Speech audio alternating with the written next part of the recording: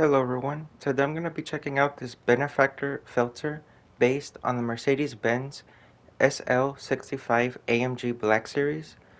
This car is a bargain and is currently a removed website car as of 2026, and it costs about $145,000, which, as I said, it's a steal deal, especially for the design and the fact that you can't get this car off the website or off the street as well.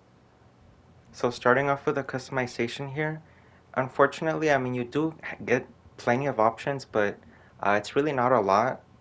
This car is pretty old. It's been in the game since about 2013. Well, actually, since the start of the game, anyway. But it also showed up in GTA 4. However, back then it did not have this body kit. So when it returned to Los Santos or GTA 5, right? It unfortunately did come standard with a body kit. I really don't understand the logic. It would have been cool if they gave us two separate options with and without. But however, this card is still pretty unique in the sense that it's based off a special edition. As I said, the Blackwing, which is one of the most fastest versions of the SL65.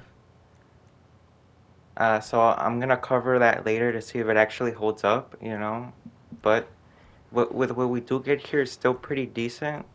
Um, I'm gonna really do my best to just keep it realistic here, keep it clean. I want to do a simple black.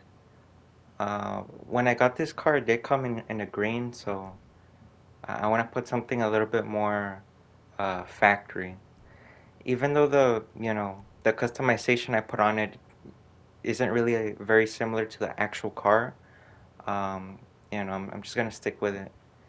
And for the roofs here, the headlight covers are tied to a roof scoop or a roof vent, which is pretty strange. It would have been better if it was separate, but since this car is already crazy already, I feel why not. And this wing option right here, this looks very nice. It looks classy. And then you also have your usual big wings back here. So if that's your thing, and it also matches the car style too, so it's really up to you. But I'm just gonna put the lower level spoiler. It just, flows with the design so well. For the suspension, this car is technically already really low and the wheels are pretty big. Uh, so, I might as well lower it down anyway. I guess it doesn't matter much. Maybe a street suspension or, yeah, let's just do competition.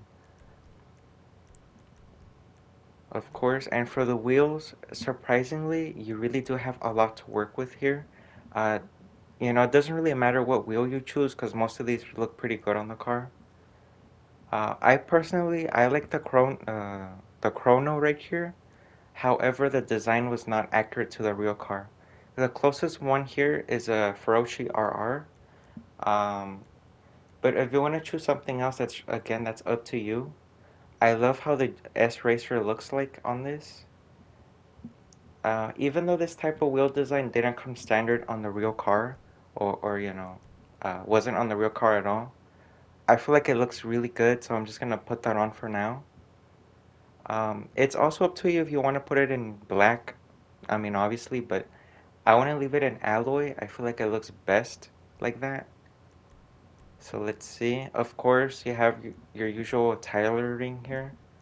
And then I need to put on the obligatory bulletproof tires, you know. Unfortunately, you always have to. The last thing that's left for me to do here in the customization is just to put on the window tint. But this already came with a light smoke, so I'm just going to leave that on. So anyway, let's go see how this thing looks underneath. Detail is great and texture quality is decent. For a car this age, I feel like they did a really good job, especially with the detail, even though the texture quality isn't really the best, and it does show how old this car is. I really appreciate how, they did their best to recreate the engine cover or just the engine itself. It looks almost like the real car, which is a V12 by turbo. And the interior here, again, it's the same story. I do see a lot of Mercedes cues in here, but it's not completely accurate to the actual car, which is okay. But I appreciate the design for the interior. And the trunk here, nothing to see back here. It's just a black void. You could probably go in there and disappear.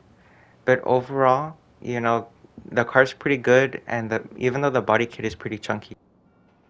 Speed is decent and handling is great. Unfortunately, I just wish this car had a bit more punch to it, a bit more pull. And it would be cool if this car did get an HSW upgrade before GTA 6, but I doubt that's ever gonna happen. For those of you that don't know, Rockstar sometimes goes back and updates their older cars. Uh, but honestly, it's best to wait till GTA 6 because this car is pretty cool. I love the styling. The handling is pretty good. I really have. Look, I mean, it's flawless. It's pretty reliable. You really can't go wrong with this car at all. And even though a bit of the body kit kind of clips through you know, through the road, it's no problem. That splitter in the back right there, whatever you call that, the diffuser. It's kind of best if you remove that. But anyway, that's all I got to say, and thanks for watching.